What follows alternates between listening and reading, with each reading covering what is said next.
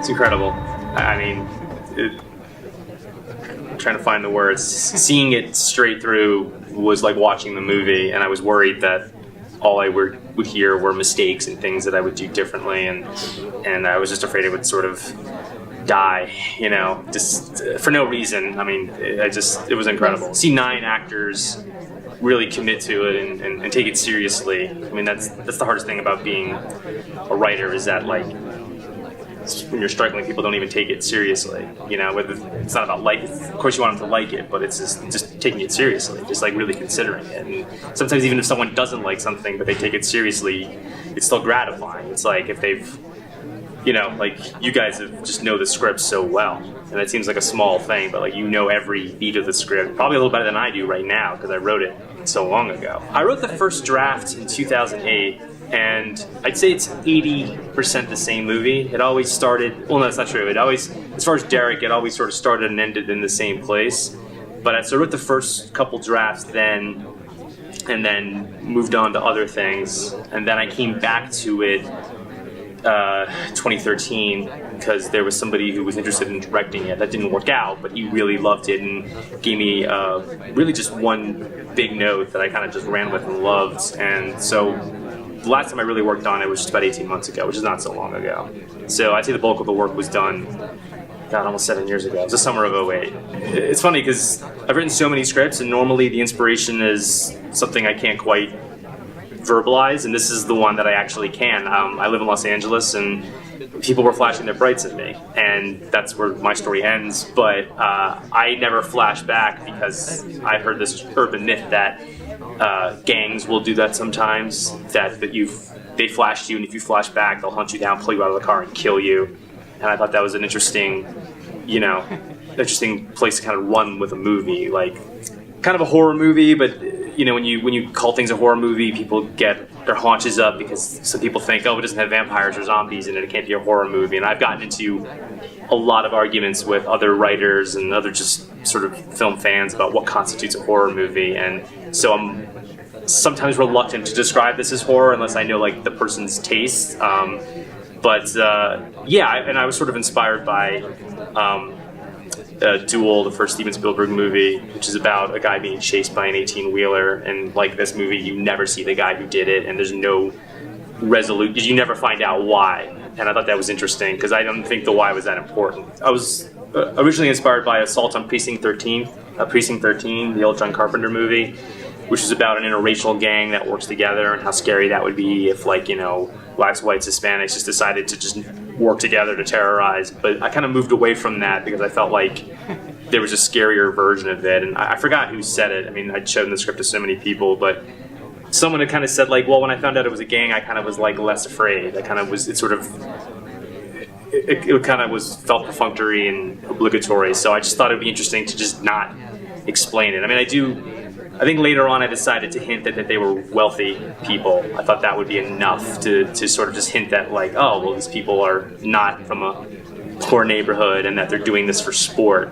And I thought that it's just the idea that, you can't escape this from living in a nicer neighborhood, which is why I have that massacre at the house. And for people who don't know, the area of Los Angeles that is described, it's Hancock Park, which is the houses there are absolutely amazing and gorgeous, and it's I think the prettiest street in LA. Every time I drive down it, I always think wow, I would kill to have one of these houses. More so than Beverly Hills. Beverly Hills obviously is world famous, but so I thought it'd be interesting, what if it hit these people? I didn't want his problems to be over once he left downtown. Right. Because that's an easy thing for people to kind of just distance themselves from. It's tough because at first I wanted Derek to be the everyman, kind of that Hitchcockian everyman, but I ran into a problem because the way I approached this script, which is the way I try to approach all scripts, I'm not always successful, is what would I do?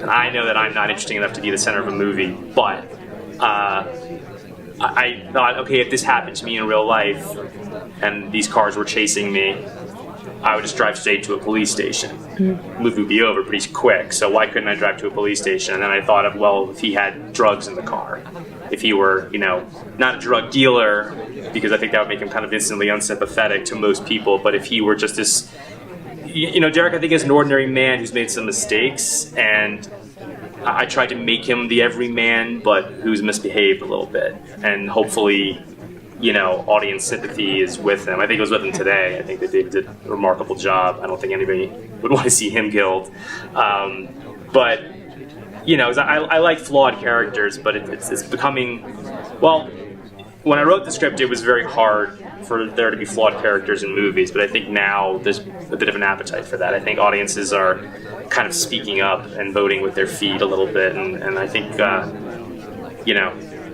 think people are starting to, and television's helped that a lot. I mean, the fact that every television show has a pretty complex or despicable main character, and people, Breaking Bad being kind of the most supreme example, but going back to The Sopranos. So I think, a lot of, the fact that there's an audience, maybe it's a small audience, but, if even a few million people want to see a movie, if you keep the budget low enough, then you could do quite well. So I think, Derek, to answer your question 80 minutes after you asked it, is I think he's an everyman who's put himself in a situation where he can't just run to the police. And I think that's kind of a Hitchcockian thing, that like somebody who's in danger but can't just go to the police. I just gave him a different reason. Well, I've entered a lot of screenplay contests over almost 15 years. I mean, since before I even graduated from college. And some of them, as I've gotten older and had a little bit of success, I sort of know which contests to just stay away from. Like, because how your emails sort of pass around like a girl with a bad reputation. I get things all the time from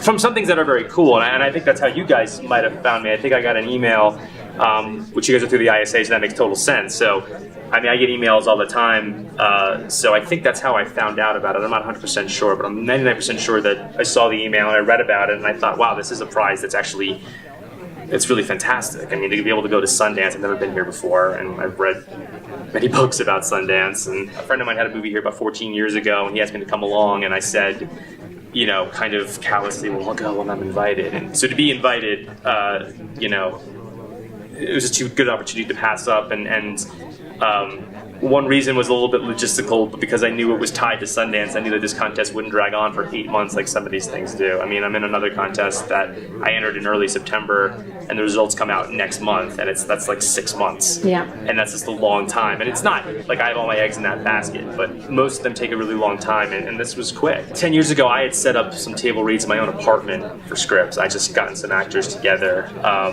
Some were actors, some were just friends of mine. And I had done this maybe 5 or 6 times, a couple times for one script, and usually they were a disaster because the script was a disaster, but it was instructive because I did hear what was wrong with it, and I hadn't done it in it's been almost 10 years, so I just loved that idea. I think it's such a great, and just be able to sit and watch your movie without having to, go through all the trouble of getting it made, at least yet. I just think it's just a great prize. It's better than getting just, here's some money and here. I mean, you enter a contest for exposure. You don't enter it to win. At least I don't. When I was younger, it was all about, I'm going to win. Like, I've entered, the nickel contest every year since I was a senior in college, and because that's another contest I think is great for what it offers, but it's really just about exposure. It's really just about, someone seeing your name on a list and seeing like, that sounds interesting, even if you don't win, even when they just announce here are the semifinalists, here are the quarterfinalists, I think that's just a great thing to kind of, and it just helps you, when the semifinals for this came out and I saw that my name was on the list, it just was like, okay, I'm not crazy, I'm at least better than the bottom of whatever you guys saw. So, writers need encouragement, and it's very easy. It's a tough industry, and it's very easy to get discouraged, even if you have 6 Oscars on your mantle. Sundance has been pretty much exactly what I hoped it would be. I mean, it's crazy. It's a little more party centric than which I expected it to be. I'm not a huge party guy. I said to my wife, we were walking down Main Street, I think it was Saturday night, and it was like being on Sunset, and I don't go to Sunset that often. But it's great, it's really, it's like LA away from LA, but people are a little bit nicer. Even people from LA, there's like more, and everyone's been kind of friendly, and a producer came up to me not knowing who I was, thought I wasn't anybody, and just sort of asked, hey, what are you doing here? And so I think it's been great. It's Park City's beautiful, and I think that Sundance in general is such an amazing thing. I think it's just, so many great movies have come out of here, over the last 25 years. I just think that sort of the mainstream watch independent films, and that's all because of here. Sundance really has been on the forefront of getting, my grandparents saw Sex, Lies, and Videotape, and I was really young when that movie came out. I was too young, but I remember thinking, like, wow, that's interesting. They would have never, ever seen, and they lived in South Carolina, and it's just, and great movies are starting to come out of Sundance again, like Whiplash and Boyhood. Those are two of the three best movies I saw last year, and, they're up for Academy Awards. So I think that, like, interesting stuff's always coming out of Sundance, but I feel like it's, getting back to like the glory days of the 90s where we're going to see just like amazing stuff. The table read. The table read, and also just getting here and meeting all of you guys, and just, not to blow smoke, but just the fact that you guys liked the script so much, or even liked it enough, and that you just took it seriously. The fact that you knew the script, you and Niall, we were working with the actors earlier, is the fact that it seems like such an obvious thing that, oh, they read the script, but sometimes someone will read a script and have a meeting with them, and it's like they've read it, but they don't have to know every line, but they just sort of like, you'll reference something and they'll be like, oh, okay, yeah, I forgot what happened in this one, and I know, because they have 1,000 scripts to read, but it's just nice. The whole experience has been good, but to answer the question you asked, I think this was just amazing. just to watch it read by actors who all are professional and amazing, and I understand that David seeked you guys out. Yeah. Which is amazing. I was talking to him before the reading, just like asking, hey, if you have any questions about the character, and the fact that he seeked you guys out is great. And I hope that continues. And he doesn't know my name, so he just thought the contest was cool. He saw it on Twitter. I don't know if he told you that. So yeah, I think this is an incredible experience, whether it was at Sundance or Van Nuys or any place. It's because as a writer, you don't know if you're ever going to make it, if you're ever going to hear the works performed, and I was telling Misha, like, that's exactly how I pictured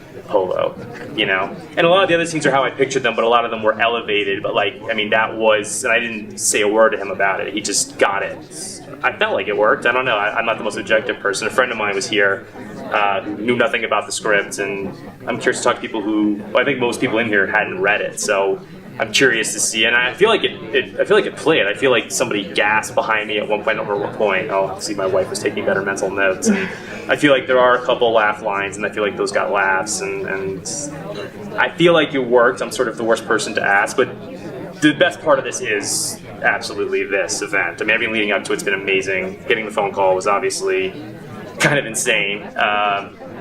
Even though you left me a voicemail saying, like, I have some good news for you, and I'm like, so like there's no ambiguity about what it is, but I don't even know if I told you this. Like, as I was like trying to call you back, because you had Skyped me, so the number I couldn't call back, and I was like, shit.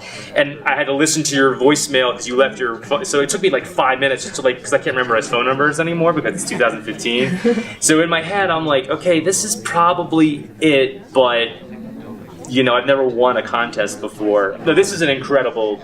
Any screenwriter in my position, this is an incredible honor. The Sundance thing is icing, but to do this, again, I would have applied for this if it was in downtown LA or if it was in Nebraska, because of the spirit of Sundance. It just felt like, to come here and see it with my own eyes and have a reason to be here. I've never come here, there's nothing wrong with that, but I'm not the kind of person who will come here just to network. I have no problem doing that, but like I always felt like I want to be here for a reason.